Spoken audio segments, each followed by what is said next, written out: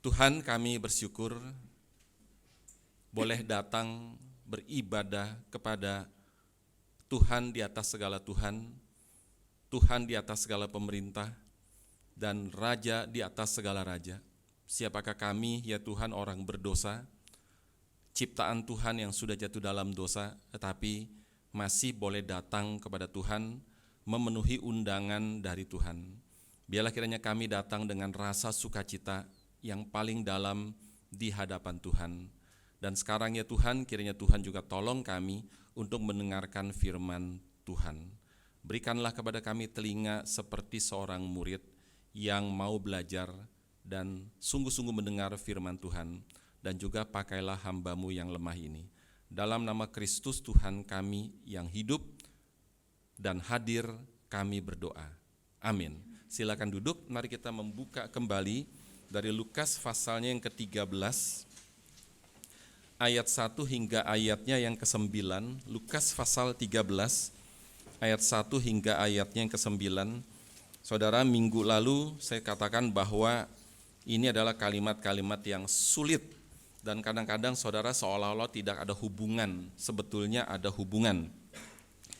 Dan mari kita bersama-sama kita perhatikan, kita simak, sehingga kita dapat mengerti kalimat-kalimat yang cukup sulit ini, yang sama-sama firman Tuhan yang tentu juga harus disampaikan, bukan cuma ayat-ayat yang gampang saja. Kita membaca dari Lukas pasal 13 ayat 1 hingga ke-9, bertanggapan.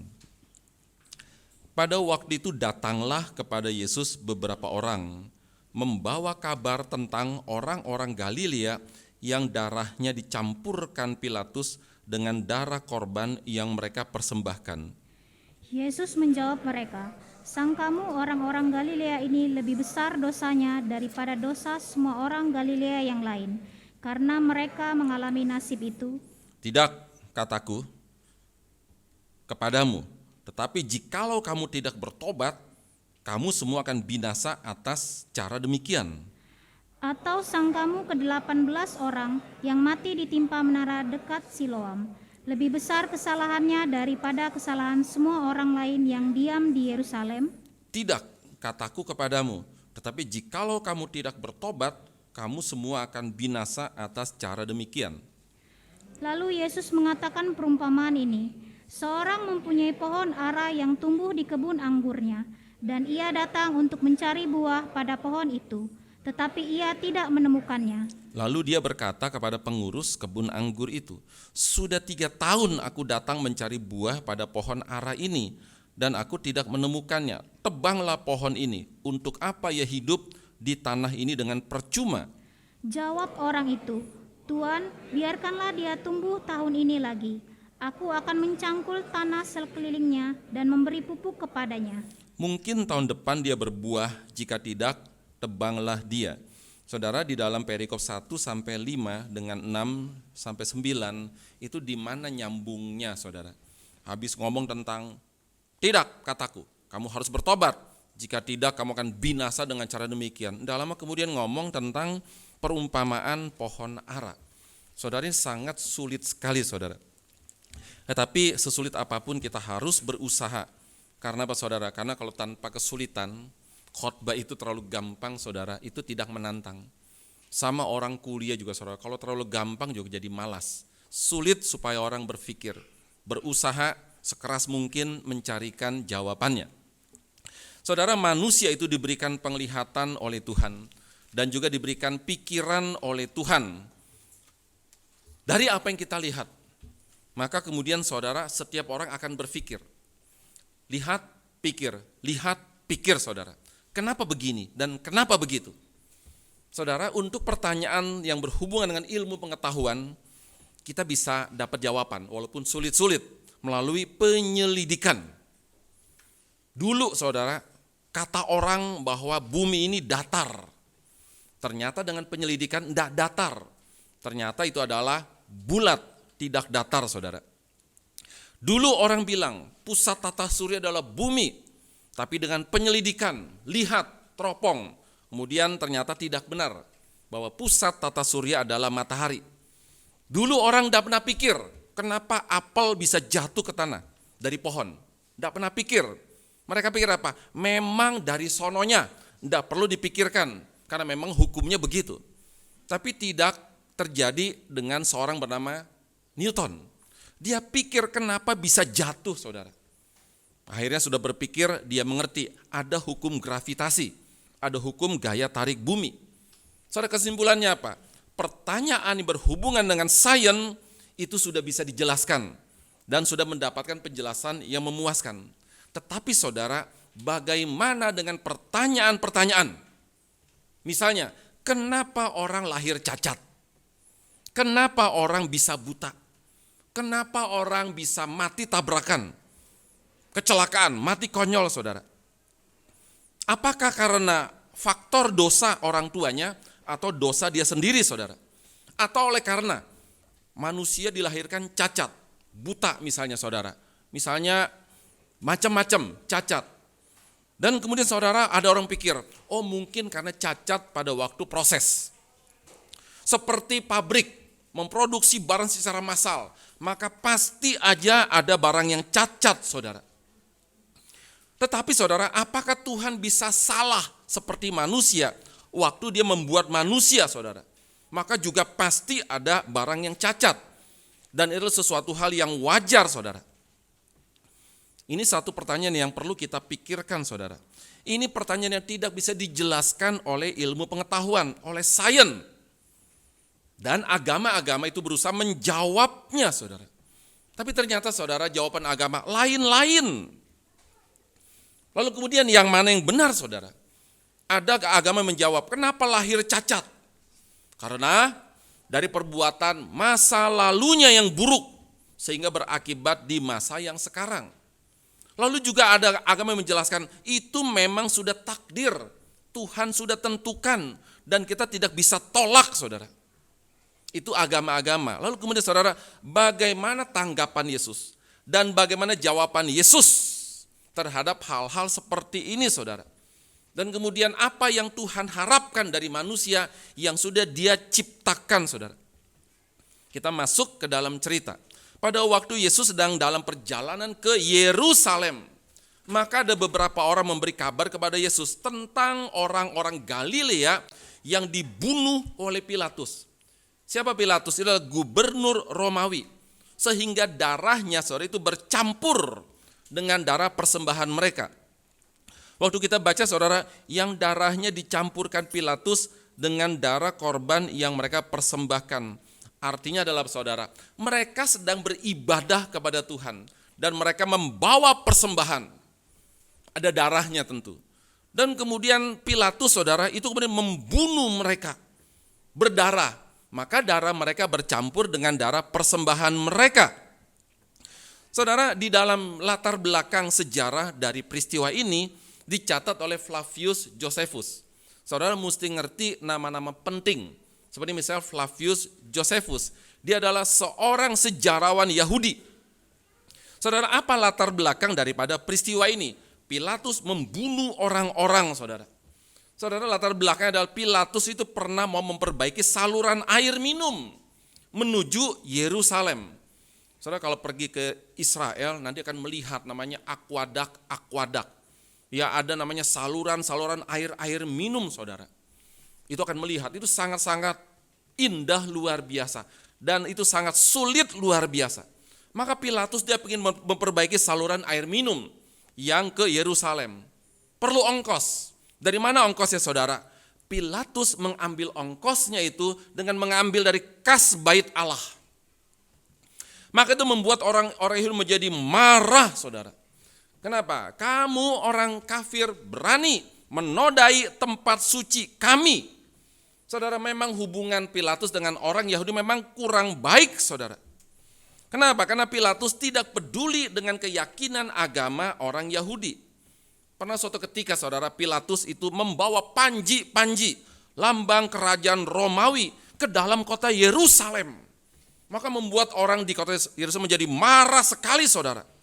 Kenapa? Itu panji-panji kafir. Dan kemudian kenapa? Diarak di tempat suci. Itu adalah panji-panji Romawi, patung-patung kaisar. Kenapa dipasang di kota suci Yerusalem? Maka orang Yahudi menjadi sangat marah sekali, saudara. Maka mulai timbul kerusuhan. Maka kemudian akhirnya Pilatus membawa kembali Panji itu ke daerah namanya Kaisarea Filipi. Saudara, di mana Kaisarea Filipi? Di dalam Matius pasal 16, Yesus pernah, waktu dia mengajak murid-muridnya ke Kaisarea Filipi. Kemudian Yesus bertanya pada murid-muridnya, menurut kata orang, siapakah saya? Kenapa, saudara?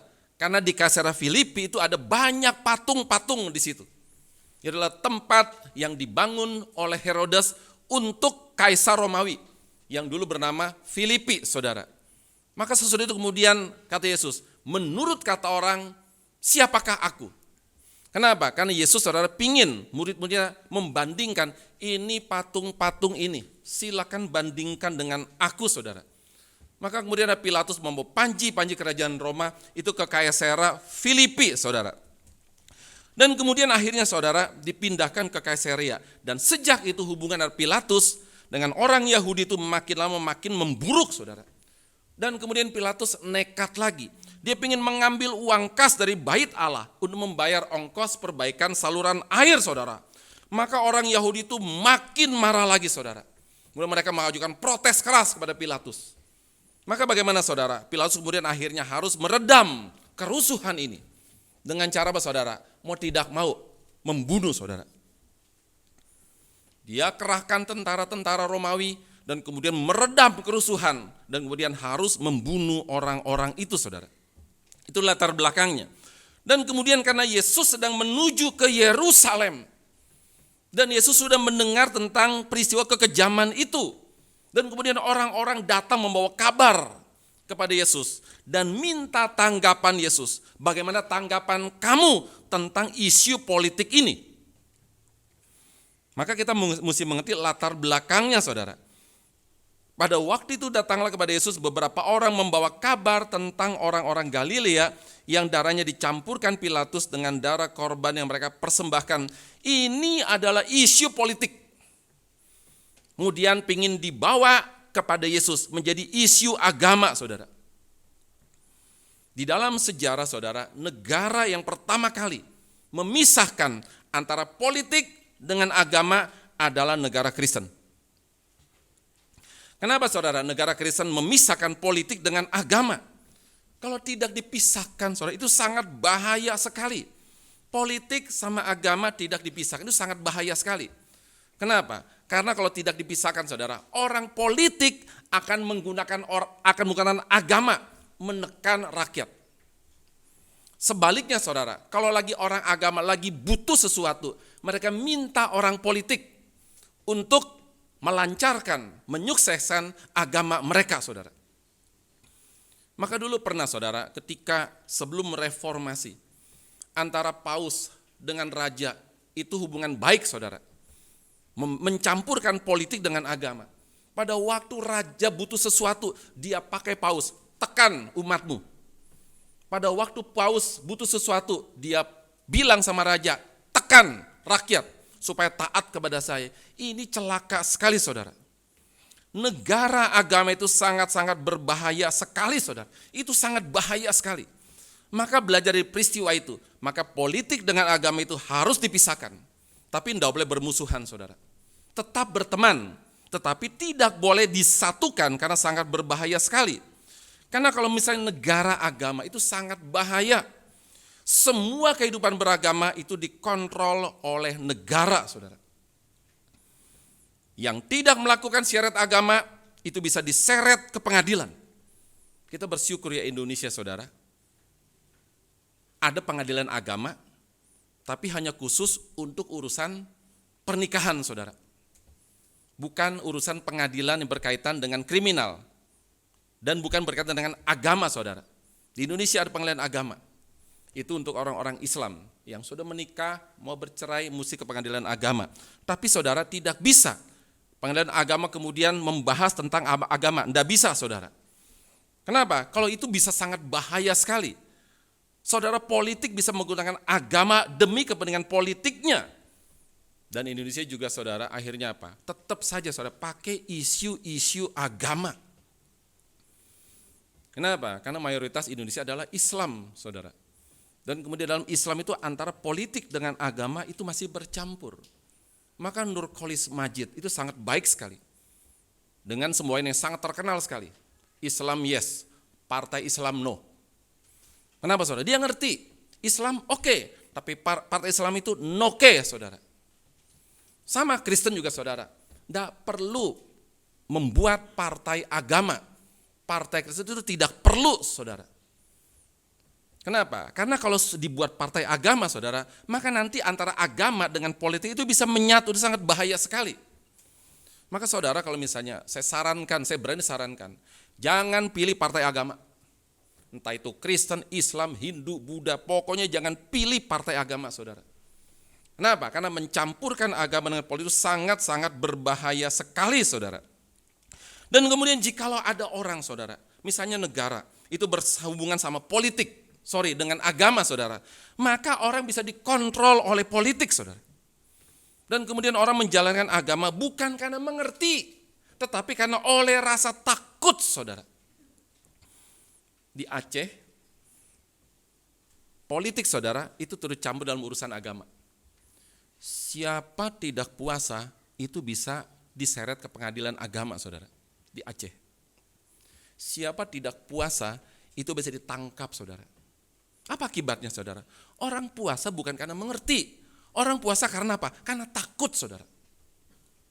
Perhatikan ya bahwa agama yang dipaksakan saudara akan menghasilkan kepura-puraan. Saya ulang, agama yang dipaksa-paksa akan menghasilkan kepura-puraan. Saudara yang sudah punya anak, yang sudah dewasa, jangan paksa-paksa mereka. Jangan paksa, baca Alkitab ya, doa ya, tidak perlu paksa saudara. Kapan mau paksa? Pada waktu mereka masih kecil. Kenapa saudara? Membentuk kebiasaan mereka membaca Alkitab. Membentuk kebiasaan mereka pada waktu mereka berdoa saudara. Saya dengar satu kalimat sangat baik sekali. Seperti ini, pada mulanya orang itu membentuk kebiasaan pada mulanya. Nah sesudah kemudian makin lama makin biasa saudara, maka kemudian sebaliknya kebiasaan akan membentuk orang itu. Sama saudara, kalau misalnya kita ya membentuk kebiasaan kepada anak kita. Masih kecil kita bawa beribadah, masih kecil kita ajak berdoa, masih kecil dalam ibadah kita bilang tunggu di sini. Jangan ngobrol-ngobrol, tahan kita sedang beribadah kepada Tuhan. Itu lama-lama biasa saudara. Kalau saudara bawa anak ke dalam ibadah, waduh ribut, saudara jangan diamkan dengan cara kasih HP, jangan saudara. Kenapa? Dia akan makin tidak menghargai ibadah. Secara sadar tidak sadar, langsung tidak langsung, kita sedang mendidik mereka untuk tidak menghargai ibadah. Di dalam ibadah main HP saudara, jangan. Waktu kita ajak anak kita beribadah, kamu duduk dulu ya, baik-baik, kamu dengar. Kita sedang beribadah kepada Tuhan. Ingat ya, kepada Tuhan saudara. Waktu kita diam, dia mulai pelan-pelan akan diam saudara. Waktu dia mulai sibuk-sibuk, ribut-ribut saudara, ingatkan lagi, diam ya nak, sebentar saja. Saudara kenapa? Kita sedang membentuk kebiasaan. Waktu sudah terbentuk saudara, kebiasaan membentuk dia. Maka sudah biasa di dalam ibadah dan diam saudara. Dulu pada waktu kami punya anak pertama saudara, umur dulu ya masih sama mertua saudara, jangan bawa dulu, baru 2 minggu, jangan tunggulah 6 bulan bawa. Akhirnya 6 bulan kami bawa saudara. Beribadah, bawa, gendong saudara. Waktu berisik kemudian keluar dulu sejenak. Mungkin dia lapar, dia mau minum dan sebagainya. Tapi waktu anak kedua saudara, seminggu lahir langsung bawa beribadah ke gereja. Kenapa? Membiasakan dia sejak kecil itu sudah beribadah saudara. Dan kemudian mulai masuk sekolah minggu, lalu kemudian masuk dalam ibadah. Dalam ibadah, diam ya anak ya, diam. Itu bisa diam saudara. Kenapa? Tergantung apakah kita membiasakan dia diam atau kemudian ya sudah kita kasih HP saja. Tidak bisa saudara. Maka saudara kita membentuk kebiasaan. Lama-lama kebiasaan akan membentuk kita saudara. Dan kemudian saudara akhirnya apa? Yesus dijebak dengan isu politik. Ini ya ada orang ya darahnya dicampurkan oleh Pilatus dengan darah korban persembahannya. Bagaimana ini? Bagaimana ini Yesus saudara? Kenapa orang sedang beribadah loh, itu bisa mati dan bisa dibunuh dengan cara yang kejam sekali. Mungkin saudara mereka mati konyol itu karena dosa-dosa mereka saudara. Dan mereka menggunakan pemikiran namanya hukum sebab akibat. Mereka pikir saudara Yesus akan juga menggunakan hukum sebab akibat saudara. Banyak orang berusaha menjelaskan suatu peristiwa dengan memakai hukum sebab akibat sebagai dasar. Ada tidak saudara hukum sebab akibat? Memang ada dalam Alkitab. Kita buka dalam Hosea pasal 8 ayat yang ke-7. Hosea pasal yang ke-8 ayat yang ke-7.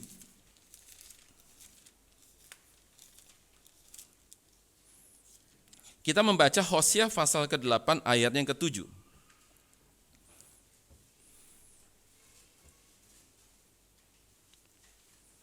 Sudah menemukan, kita membaca bersama-sama Hosea pasal ke-8 ayat yang ke-7. 1, 2, 3. Sebab mereka menabur angin, maka mereka akan menuai puting beliung. Gandum yang belum menguning tidak ada pada mereka.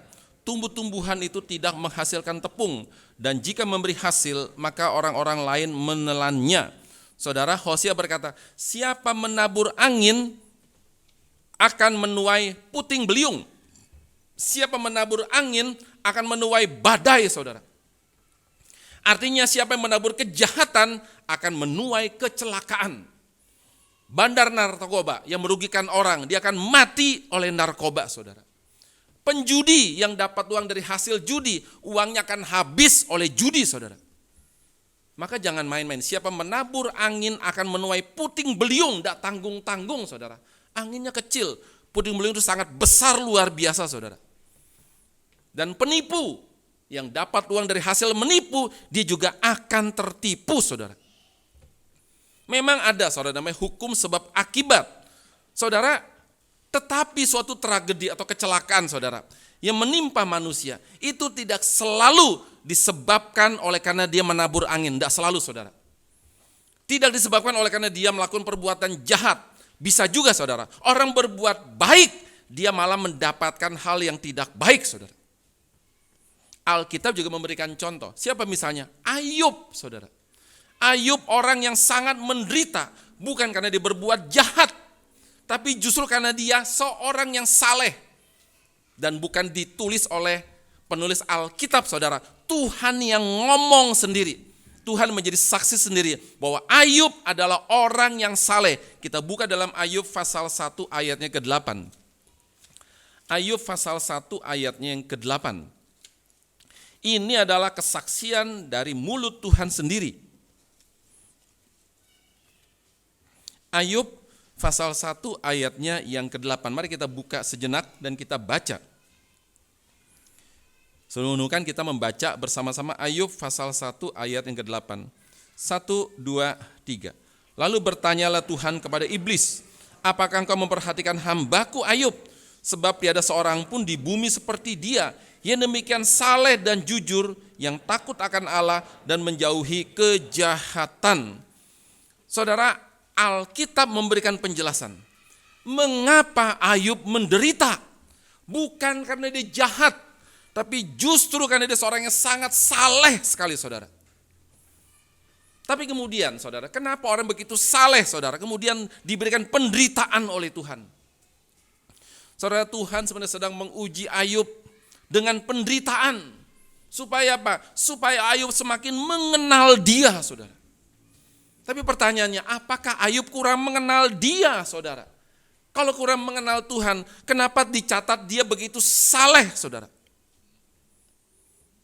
Saudara, Ayub itu sebelumnya mengenal Tuhan pada saat lancar, pada saat kaya, saudara. Ayub betul-betul tulus menyembah Tuhan, saudara. Bukan karena dikasih kekayaan, saudara. Bukan. Memang dia kaya, saudara. Tapi pengenalan Ayub kepada Tuhan, saudara, akan lebih jelas, akan lebih murni lagi. Bila apa? Bila diuji dengan kesulitan. Bila diuji dengan penderitaan, saudara.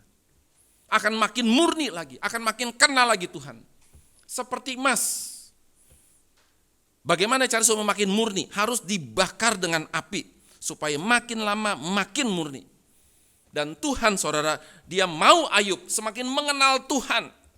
Bagaimana caranya? Dengan penderitaan. Diambil seluruh harta Ayub, diambil kembali oleh Tuhan. Diambil anak-anaknya 10, mati saudara. Di dalam pemikiran orang Yahudi, saudara, orang punya anak banyak itu adalah berkat. Apalagi anak laki 7, anak perempuan 3 saudara. 7 itu angka sempurna. 3 juga angka sempurna saudara. Total 10. Itu sangat-sangat diberkati oleh Tuhan saudara. Lalu kemudian Tuhan mengambil kembali anak-anaknya saudara. Cukup? Tidak cukup. Tuhan juga ambil seluruh kesehatannya saudara. Tuhan ambil kembali. Saudara, kita mesti ingat saudara, seluruh harta kita adalah milik Tuhan. Seluruh kesehatan kita adalah milik Tuhan saudara. Otak kita yang pinter milik Tuhan. Hidung kita milik Tuhan. Mulut kita itu adalah milik Tuhan dan tidak ada milik kita sedikit pun saudara. Tapi seringkali saudara, harta, kesehatan, kepintaran saudara, itu seringkali menutup mata kita. Sehingga kita tidak mampu melihat Tuhan apa adanya. Dan kita tidak mampu melihat diri sendiri itu apa adanya saudara. Diri saudara, yang kecil, yang terbatas saudara. Tidak mampu kita melihat diri sendiri. Terbatas. Kecil saudara. Waktu kita tidak mampu melihat diri, juga kita tidak mampu melihat Tuhan saudara. Apa adanya. Yang begitu besar, yang begitu bijaksana, yang begitu suci saudara. John Calvin berkata, satu kalimat penting saudara. Mengenal Tuhan adalah kunci mengenal diri. Sebaliknya, Calvin berkata, mengenal diri adalah kunci mengenal Tuhan, saudara. Kamu pingin mengenal diri, kenal Tuhan dulu. Alkitab ngomong apa tentang diri? Kalau kamu pingin mengenal Tuhan, kenal diri dulu. Baru kemudian kamu bisa mengenal Tuhan. Alkitab ngomong apa tentang diri dan tentang Tuhan, saudara. Saudara, kalau kita melihat diri kita hebat, besar, jago, saudara, kita tidak mampu melihat diri. Ini terbatas loh. Ini sangat terbatas sekali saudara. Maka kalau kita tidak mampu melihat diri saudara yang kecil, kita tidak mampu melihat Tuhan yang besar saudara. Kita tidak mampu melihat Tuhan yang sangat bijaksana saudara. Dan ketika kita beribadah kepada Tuhan dalam keadaan makmur, dalam keadaan sehat saudara, itu sangat gampang sekali. Sangat gampang saudara. Ada orang yang dalam keadaan sehat, makmur pun saudara itu tidak mau beribadah. Tapi saudara, kita beribadah kepada Tuhan dalam keadaan makmur, dalam keadaan lancar, dalam keadaan sehat, itu gampang saudara. Tetapi bagaimana kalau seseorang saudara dari kaya, sehat, menjadi miskin dan sakit-sakitan? Apakah ibadahnya tetap sama pada saat dia sedang makmur dan sedang sehat saudara? Ada orang pada saat ibadah lancar, makmur, kaya, sehat, gampang saudara. Waktu kemudian dia mulai sakit-sakitan, dia mulai marah kepada Tuhan, saudara. Maka saya tadi tantang dengan pertanyaan. Kalau ibadah dalam keadaan sehat, lancar, itu gampang sekali. Tapi pada waktu kita tidak sehat, miskin, bangkrut, saudara. Apakah kita sama ibadah kita pada waktu kita masih sehat dan pada waktu kita masih lancar, saudara? Saudara, sering kali saudara, penderitaan itu bisa membuat orang marah-marah kepada Tuhan saudara. Tetapi juga saudara bisa membuat orang itu melihat diri apa adanya dan melihat Tuhan apa adanya saudara. Penderitaan memang membuat kita tidak nyaman saudara, pasti itu. Tapi pada waktu kita menderita saudara, kalau kita hanya marah-marah kepada Tuhan, itu menunjukkan siapa kita. Siapa saudara? Orang yang sebenarnya belum mengenal Tuhan saudara. Ini menjadi satu kalimat yang sangat penting dan menjadi refleksi buat kita saudara. Kalau kita menderita, cuma bisa marah-marah sama Tuhan saudara, itu menunjukkan siapa kita. Artinya kita belum kenal Tuhan sebelumnya saudara. Dan kemudian apakah tujuan penderitaan saudara? Kalau kita perhatikan saudara, penderitaan kita kebanyakan akibat sendiri, bukan karena Tuhan saudara. Saya ulang, penderitaan kita kebanyakan akibat kesalahan sendiri saudara. Tetapi itu pun bisa dipakai Tuhan untuk menyadarkan kita saudara. Penderitaan, kebangkrutan itu bisa membuat kita sadar bahwa kita lemah, kita telanjang saudara. Dan kita tidak bawa apa-apa ke dalam dunia. Saudara, bahkan penyakit seringkali membuat kita sadar saudara. Sadar apa? Bahwa kita tidak selamanya sehat. Dan mulai memikirkan arti hidup saudara. Kekayaan, kesehatan saudara. Justru membuat kita seringkali tidak sadar dan kita seringkali lupa saudara. Bahwa itu adalah titipan Tuhan saudara. Dan itu bukan milik kita. Suatu saat Tuhan akan ambil kembali apa yang dia titipkan saudara. Maka pada waktu kita masih sehat saudara, pakailah kesehatan dengan sebaik-baiknya saudara. Kenapa? Nanti akan diambil lagi oleh Tuhan saudara. Gunakan dengan sebaik-baiknya. Gunakan buat kemuliaan Tuhan. Kenapa? Nanti akan diambil lagi oleh Tuhan saudara. Saudara, kekayaan kesehatan itu bisa membuat kita kadang lupa saudara. Bahwa itu adalah milik Tuhan. Pada waktu kita sakit, baru sadar, oh ternyata apa? Ternyata aku tidak selamanya sehat. Aku bisa sakit. Kenapa? Karena Tuhan ambil kembali kesehatan itu dan kita tidak boleh marah saudara. Kita lanjut saudara. Yesus tidak bisa dijebak dengan pertanyaan. Kenapa orang-orang Galilea bisa mati dengan cara konyol? Padahal mereka sedang beribadah. Kenapa Yesus? Kenapa? Apakah oleh karena orang Galilea itu berdosa? Atau sebab yang lain saudara? Saudara, Yesus justru memindahkan seluruh isu politik saudara ke tingkat yang lebih tinggi. Itu isu politik. Dia bawa ke tingkat yang lebih tinggi dan sama sekali menjauhi masalah politik saudara. Dan Yesus bukannya membicarakan dosa-dosa Pilatus yang sudah membunuh orang-orang itu. Tapi Yesus berbicara tentang dosa-dosa saudara. Dosa siapa? Ya dosa kamu. Dosa orang-orang yang mengajukan pertanyaan kepada Yesus. Dia menjawab pertanyaan orang-orang itu dengan kalimat saudara, sangkamu orang-orang Galilea ini lebih besar dosanya daripada dosa semua orang Galilea yang lain? Karena mereka mengalami nasib itu, Yesus menjawab pertanyaan mereka dengan pertanyaan juga. Sebuah pepatah Jerman saudara, orang pintar menjawab pertanyaan dengan pertanyaan. Itu pepatah Jerman saudara. Mungkin orang Jerman melihat Yesus. Pada waktu orang mengajukan pertanyaan sama Yesus, Yesus jawab dengan pertanyaan juga saudara. Dan kemudian mereka tidak sangka bahwa Yesus tahu pikiran mereka. Saudara, Yesus sering dijebak di dalam satu situasi yang sangat sulit sekali saudara. Tapi Yesus selalu berhasil meloloskan diri dari jebakan. Itulah pertanyaan jebakan kepada Yesus. Gimana ini ya? Darah orang-orang itu dicampur sama darah persembahan mereka. Dibunuh oleh Pilatus. Bagaimana menurut kamu saudara? Saudara, orang datang kepada Yesus biasanya saudara itu punya motivasi macam-macam saudara. Sama, kalau orang bicara sama kita atau kita bicara sama orang saudara, pasti punya tujuan, pasti punya motivasi saudara.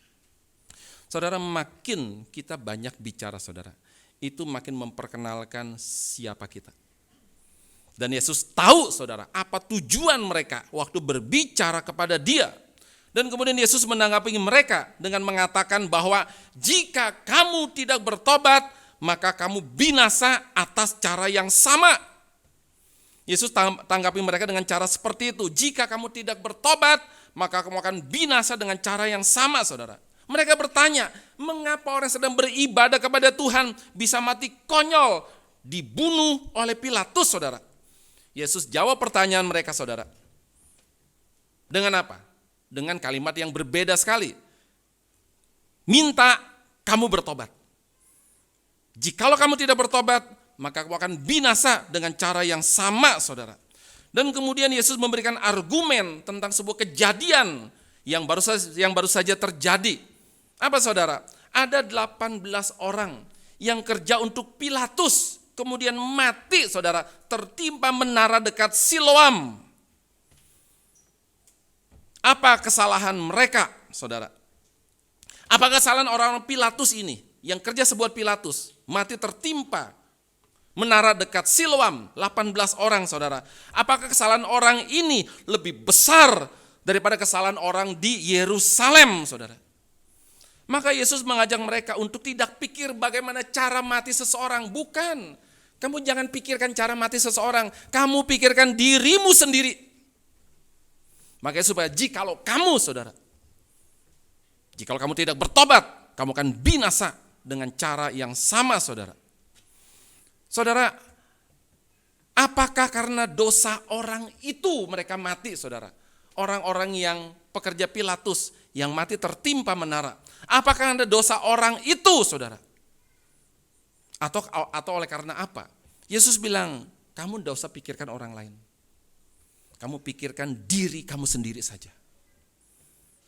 Lebih baik kamu bertobat daripada kamu pikirkan orang lain, saudara. Kenapa Yesus minta mereka bertobat, saudara? Apakah mereka belum bertobat, saudara? Pasti kalau begitu. Yesus minta bertobat, berarti mereka belum bertobat. Dan harus bertobat. Saudara, sekarang pertanyaannya, kepada siapa orang itu harus bertobat, saudara? Yesus minta, bertobatlah kamu. Kalau kamu tidak bertobat, kamu akan mati dengan cara yang sama. Saudara, sekarang pertanyaannya, kepada siapa mereka harus bertobat? Dan apakah arti bertobat, saudara? Kita harus mengerti, saudara, bertobat itu bukan cuma perubahan sikap. Bukan, saudara. Dari orang yang pernah membunuh, menjadi tidak membunuh lagi. Bukan itu perubahan sikap, saudara. Dari pernah berzina, tidak berzina lagi. Enggak, saudara. Dari dulu penjudi, sekarang tidak berjudi lagi. Bukan itu, saudara. Itu bukan pertobatan, itu cuma penyesalan, saudara. Ada dua contoh ekstrim. Satu bertobat, satu menyesal. Dua-dua adalah berdosa kepada Yesus. Pertama adalah Yudas, saudara. Dia menyesal, sudah menjual gurunya. 30 keping perak, saudara. Sudah menjual gurunya, tapi dia tidak bertobat. Dia cuma menyesal, saudara. Dia tidak mau bertobat, dia cuma menyesal. Dia tidak berbalik arah kepada Yesus, saudara. Dia cuma menyesal, dia malah berbalik kepada imam besar. Saya kembalikan uangmu, 30 keping, saya lempar, saudara. Ini uangmu, kembalikan guruku. Yudas bukan berbalik kepada Yesus, dia malah berbalik kepada imam besar, saudara. Imam besar, oh sorry, barang yang sudah dijual tidak dapat dikembalikan. Tidak bisa, kamu sudah jual, kamu sudah beli, terima 30 keping perak, tidak bisa dikembalikan lagi, tidak bisa. Apa yang terjadi, saudara? Yudas bunuh diri. Kenapa? Karena Yudas sampai pada tahap menyesal saja, saudara. Petrus, dosa sadis, saudara. Lebih sadis daripada Yudas. Yudas cuma menjual Yesus harga 30 keping perak. Petrus lebih sadis, saudara. Dia menyangkal Yesus sebanyak 3 kali. Pada waktu Petrus mengikuti Yesus, saudara, waktu Yesus ditangkap, diadili, mengikut. Nah, pada malam itu, saudara, waktu terus mengikuti, ada satu orang bilang, kamu kayaknya murid dia deh, murid Yesus. Oh bukan, satu kali, saudara. Ada orang bilang lagi, lu muridnya, dari dialeknya sama orang Galilea, bajunya sama seperti dia, lu pasti muridnya. Oh bukan. Menyangkal Yesus, saudara, bukan murid. Dan kemudian ada anak kecil, saudara, bilang, saya pernah lihat kamu sama-sama dengan dia, kamu pasti muridnya. Apa jawab Yesus, saudara? Sumpah, saya tidak mengenal dia. Itu sadis, saudara. Padahal sebelumnya, saudara, Yesus sudah bilang, pada malam ini kamu semua akan tergoncang imanmu karena aku. Petrus bilang, tidak mungkin. Saya tidak mungkin menyangkal engkau, saudara. Tapi faktanya Petrus menyangkal sampai 3 kali, bahkan sampai bersumpah, saudara. Kemudian bagaimana, saudara, Petrus? Dia berbalik arah kepada Yesus. Bukan cuma tahap menyesal, dia berbalik arah kepada Yesus, saudara. Itu namanya bertobat. Apa arti bertobat? Bertobat berarti berbalik arah kembali kepada Tuhan, saudara. Yudas malu kepada teman-temannya karena dia sudah menjual Yesus, saudara. Dan kemudian dia katanya gentleman, bunuh diri saudara. Padahal tidak gentleman saudara. Saya tidak setuju dengan orang-orang Jepang, orang Korea saudara. Ketahuan korupsi langsung bunuh diri, saya tidak setuju saudara. Kenapa? Tidak gentleman. Berani korupsi, berani ditangkap, berani malu, dan berani dipenjara saudara. Karena bunuh diri, karena tidak tahan menanggung malu. Itu tidak gentleman saudara. Korupsi ya sudah, malu ya malu. Berzina, malu ya malu saudara. Mencuri, malu ya malu saudara. Penjara ya penjara saudara. Terima semuanya, itu namanya gentleman saudara. Tapi orang Indonesia saudara sudah korupsi, kemudian tidak malu saudara, keluar dari KPK senyum-senyum. Orang Korea sudah begini-begini saudara. Orang Indonesia masih senyum-senyum saudara, masih hai. Itu tidak tahu diri saudara. Kenapa? Tidak punya rasa malu saudara. Saudara Yudas malu, maka kemudian dia akhirnya bunuh diri saudara. Dulu di sebuah gereja reform, ada orang bendahara, pasti diam-diam saudara, curi duit gereja. Akhirnya ketahuan saudara. Bagaimana ketahuannya? Ada orang kasih cek atau giro, persembahannya masukin ke situ saudara. Dan orang yang masukkan persembahan, cek saudara, juga penghitung persembahan saudara, sama. Waktu dia hitung-hitung, loh mana cek gua hilang saudara. Ternyata dicuri oleh seseorang, dicari ketemu saudara. Ditanya, kamu mencuri uang ya? Akhirnya saudara ketangkep basah, tidak bisa mengelak. Berapa? 5 juta. Korek lagi. Berapa? 10 juta. Korek lagi. Berapa? 25 juta. Korek lagi saudara, 200 juta saudara. Dan kemudian Ibu Maria Maso bilang, kamu tidak boleh pindah gereja. Tidak boleh pindah gereja. Pertama kamu harus bayar uang yang kamu curi. Yang kedua kamu tidak boleh pindah gereja. Kenapa? Kalau kamu pindah gereja, kamu tidak mungkin bertobat. Kalau kamu mau bertobat, kamu tidak boleh pindah gereja. Tapi malu bu, malu ya malu, itu resiko namanya. Tapi kemudian kalau kamu tidak pindah gereja, semua mata memandang kamu, itu resiko kamu. Tapi kalau kamu betul mau bertobat, kamu tidak boleh pindah gereja saudara. Dan orang itu saudara taat, tidak pindah gereja. Tiap minggu orang mandang dia saudara, iya udah sedih dia nunduk dulu saya saudara.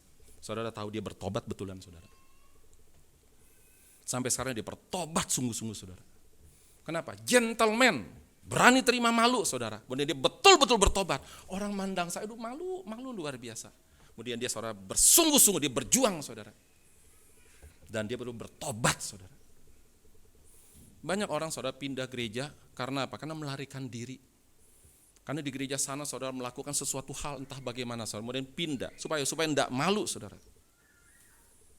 Itu adalah tidak baik saudara, itu melarikan diri saudara. Maka kemudian saudara akhirnya apa? Akhirnya kemudian Yudas itu dia tidak bertobat. Dia cuma menyesal saudara. Menyesal itu mirip saudara dengan bertobat, tapi tidak sama. Kenapa? Karena bertobat berarti kembali, berbalik kembali kepada Tuhan, metanoia.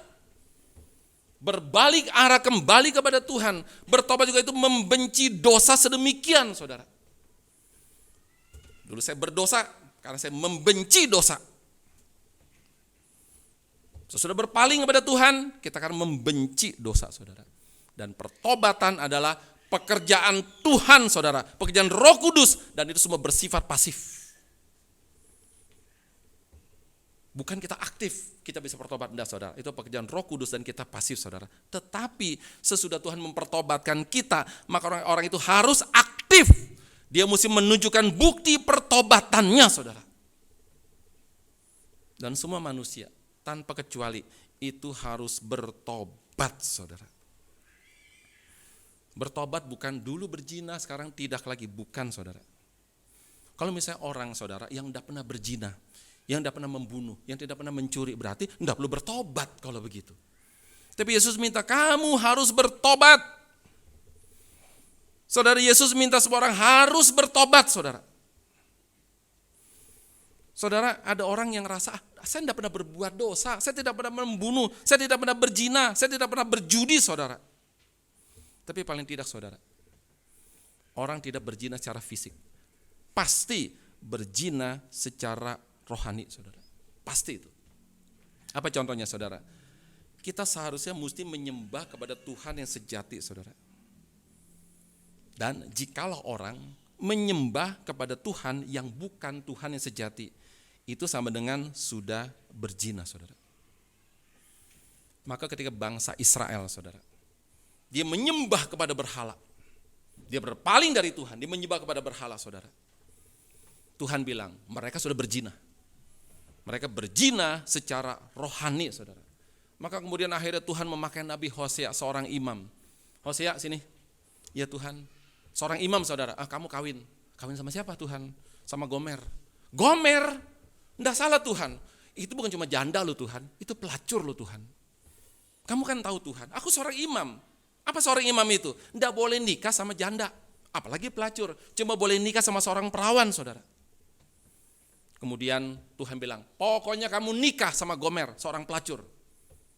Kenapa, saudara? Karena Tuhan pingin jadikan Hosea menikah sama seorang pelacur, saudara. Tuhan ingin tunjukkan kepada bangsa Israel bahwa kamu sudah berzina kepada dewa-dewa bangsa lain, saudara. Maka kemudian pada waktu si Hosea menikah sama Gomer, orang bilang, enggak salah kamu kan seorang imam. Kenapa kamu kawin sama pelacur? Gomer bilang, karena kamu sudah berzina dengan menyembah kepada dewa-dewa bangsa lain. Jadi mereka, oh iya, kami sudah berzina. Saudara, menyembah kepada yang bukan Tuhan adalah perjinahan secara rohani, saudara. Nah kalau begitu, saudara, sekarang sudah jelas, semua orang sudah berdosa. Karena semua orang sudah berzina secara rohani, menyembah kepada yang bukan Tuhan, saudara. Kalau begitu, kita mesti bertobat. Bertobat kepada siapa? Bertobat harus kepada Tuhan yang sejati. Lalu siapakah Tuhan yang sejati itu, saudara? Dan bagaimana kita tahu Tuhan yang sejati? Saudara, saya kasih contoh Paulus yang dulu adalah Saulus. Saulus tahu bahwa Allah Israel adalah Allah yang sejati. Kenapa? Allah yang sejati adalah Allah Israel. Karena seluruh konsep Allah di dalam seluruh agama pada waktu itu adalah Allah yang banyak, politeisme. Sedangkan orang Israel satu-satunya orang yang percaya kepada satu Allah, kepada Allah yang sejati. Mereka bisa percaya kepada Allah yang satu. Sesudah apa? Sesudah Allah yang satu itu menyatakan diri kepada Abraham, kepada Ishak dan kepada Yakub, saudara. Tetapi Saulus tidak tahu, saudara, bahwa Yesus adalah Allah yang sejati. Bahwa Yesus adalah Allah yang menjadi manusia, saudara. Paulus tidak tahu. Paulus tahu siapa Allah sejati. Tapi Paulus tidak tahu Yesus adalah Allah yang sejati, saudara. Dia tidak mau percaya kepada Yesus. Walaupun bukti-bukti kealahan Yesus itu sudah begitu sangat cukup sekali, saudara. Dia tidak percaya. Kenapa? Karena Yesus disalibkan, orang terkutuk, saudara. Dan sampai ketika, saudara, Yesus menyatakan dirinya kepada Saulus. Di dalam perjalanan menuju kota Damsik dan di pintu gerbang kota Damsik, Yesus menyatakan dirinya, saudara. Dalam bentuk apa? Cahaya yang lebih terang daripada cahaya matahari membutakan mata jasmani dari Saulus. Saudara, kenapa Yesus harus butakan mata dia, saudara, yang jasmani? Kalau tidak dibutakan, tidak bisa dia membuka mata rohaninya, saudara. Saulus tahu, saudara, di dalam perjanjian lama, tidak ada nabi yang membuat orang buta menjadi melek, tidak ada, saudara. Yang bisa buat itu hanya Tuhan, saudara. Maka kemudian akhirnya Tuhan Yesus harus butakan dia. Buta dia. Aduh, saya buta. Supaya dia celik mata rohaninya, saudara. Waktu dia buta, saya sadar, saya buta, saya lemah. Dan Tuhan yang butakan saya. Dalam lama kemudian Tuhan bukakan mata dia kembali, saudara. Waktu dicelik, saudara, dia sudah celik mata rohaninya. Saudara, kadang-kadang Allah itu harus kejam loh, saudara. Mesti butakan mata jasmani untuk membuka mata rohani, saudara. Kadang-kadang Allah itu mesti membuat kita miskin, bangkrut, saudara. Baru kita terbuka, saudara. Dan mulai saat itu Saulus benar-benar percaya bahwa Yesus adalah Allah dan Allah adalah Yesus. Bapa adalah Allah dan Allah adalah Bapa. Roh Kudus adalah Allah dan Allah adalah Roh Kudus. Kalau begitu saudara, kepada siapa kita mesti bertobat saudara? Saulus yang sudah menjadi Paulus, dia berkata di dalam Kisah Rasul 20:21. Mari kita buka. Kisah Rasul 20 ayat 21. Kisah Rasul 20 ayat yang ke-21.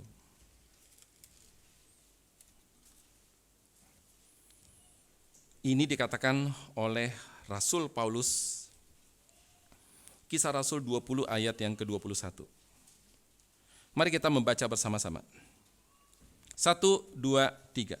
Aku senantiasa bersaksi kepada orang-orang Yahudi dan orang-orang Yunani supaya mereka bertobat kepada Allah dan percaya kepada Tuhan kita Yesus Kristus.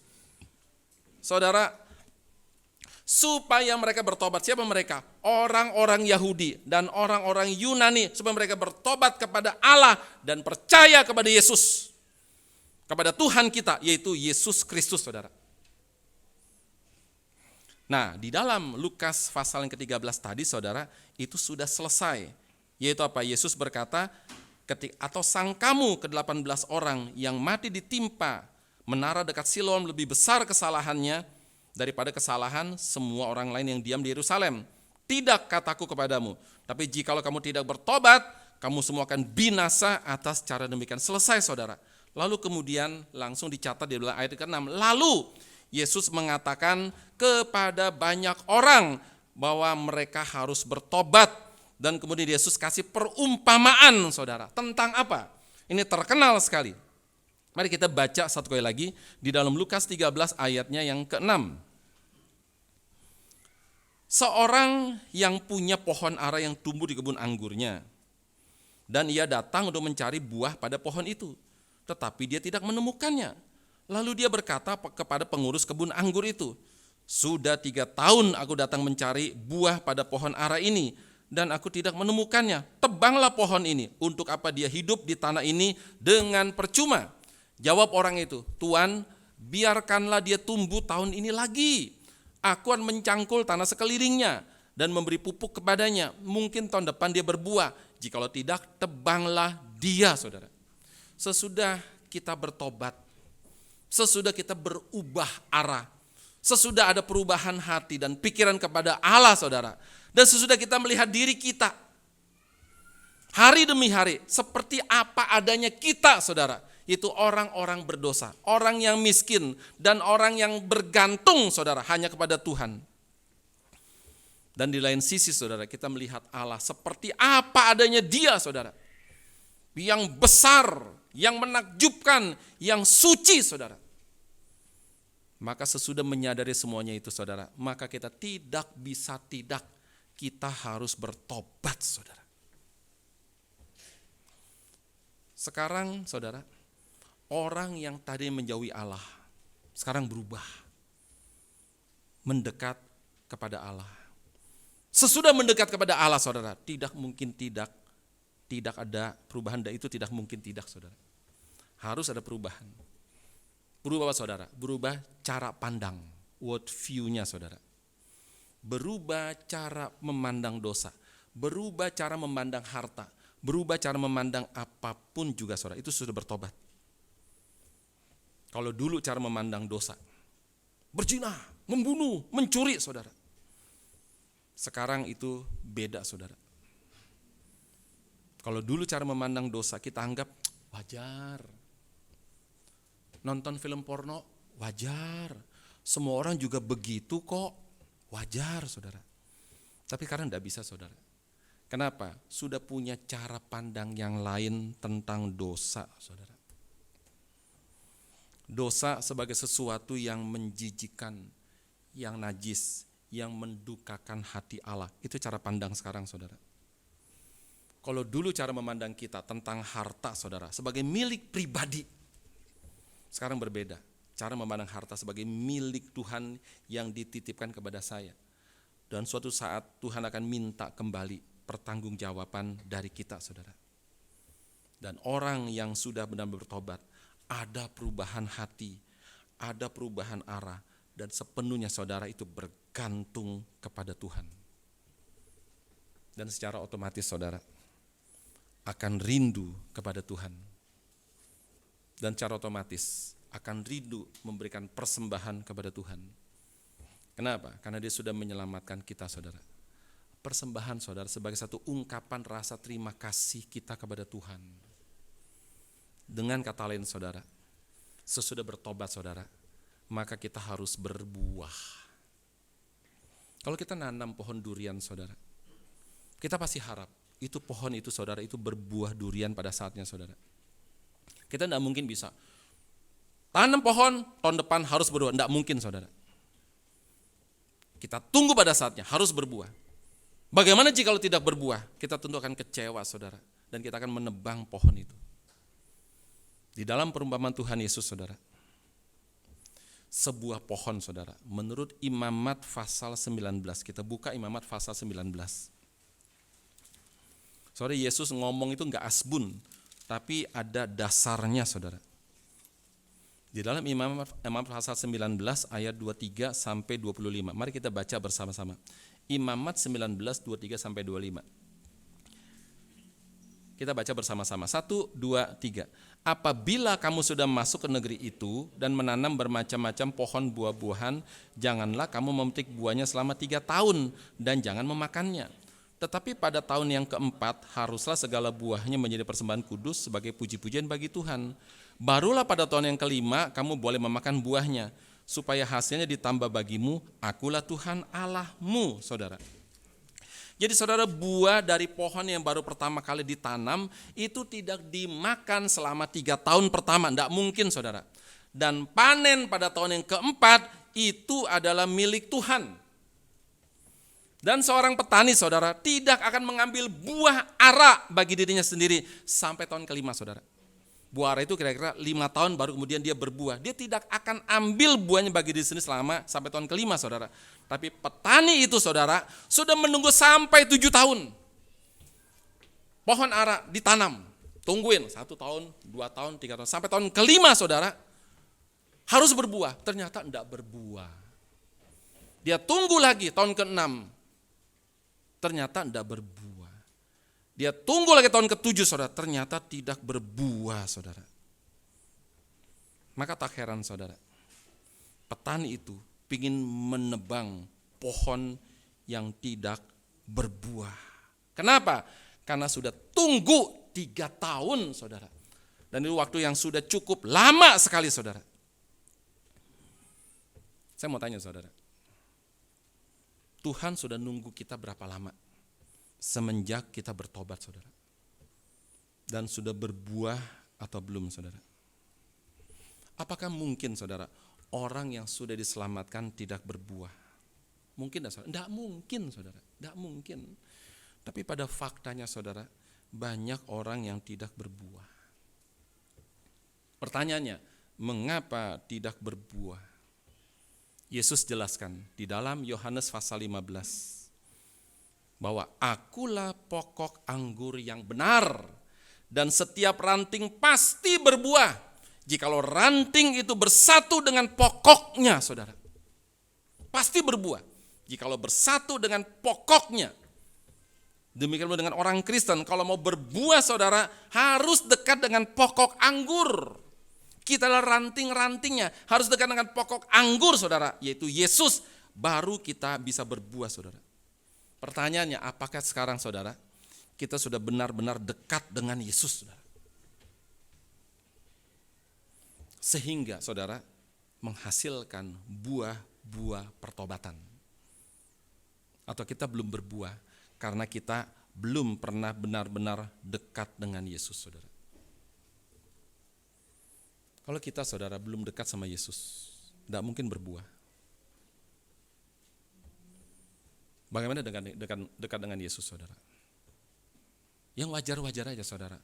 Baca firman-Nya, berdoa, pikirkan Tuhan, pikirkan orang lain, pikirkan diri, pikirkan keluarga saudara.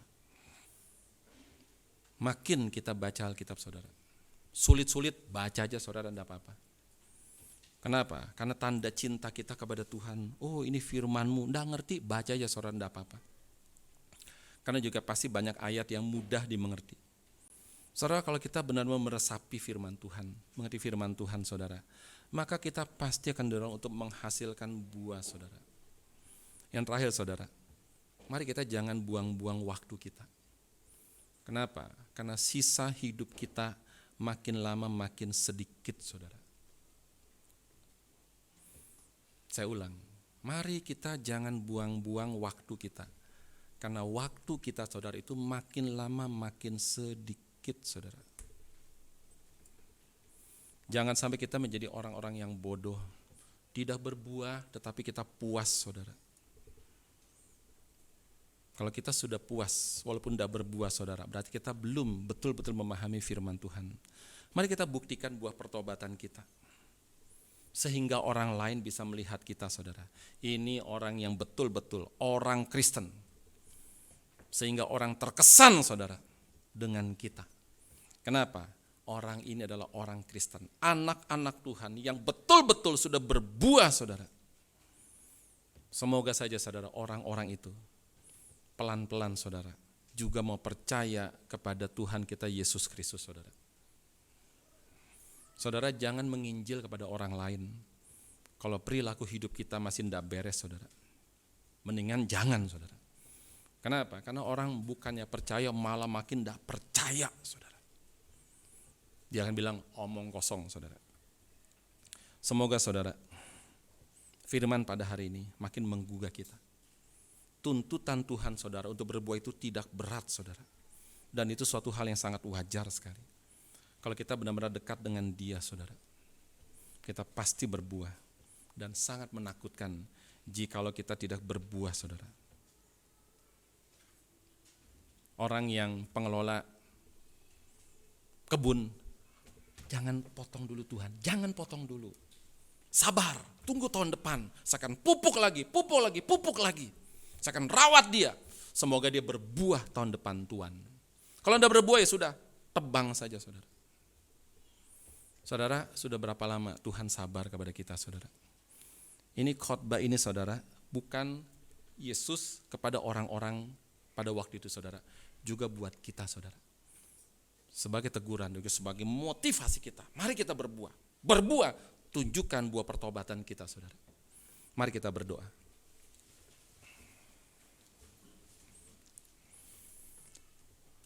Tuhan Bapa di dalam surga, biarlah kiranya Tuhan firman-Mu yang begitu keras ini melembutkan hati kami, bukan makin mengeraskan kami.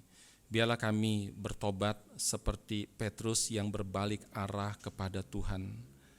Biarlah kami tidak seperti Yudas yang hanya menyesal dan malu ya Tuhan atas apa yang sudah dia perbuat sehingga dia membunuh dirinya.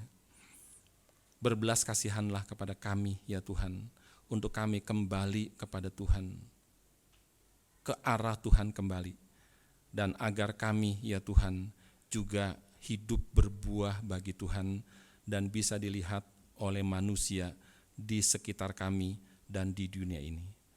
Kuatkanlah kami, lembutkanlah jiwa kami ya Tuhan. Dalam nama Kristus Tuhan kami berdoa dan kami memohon. Amin.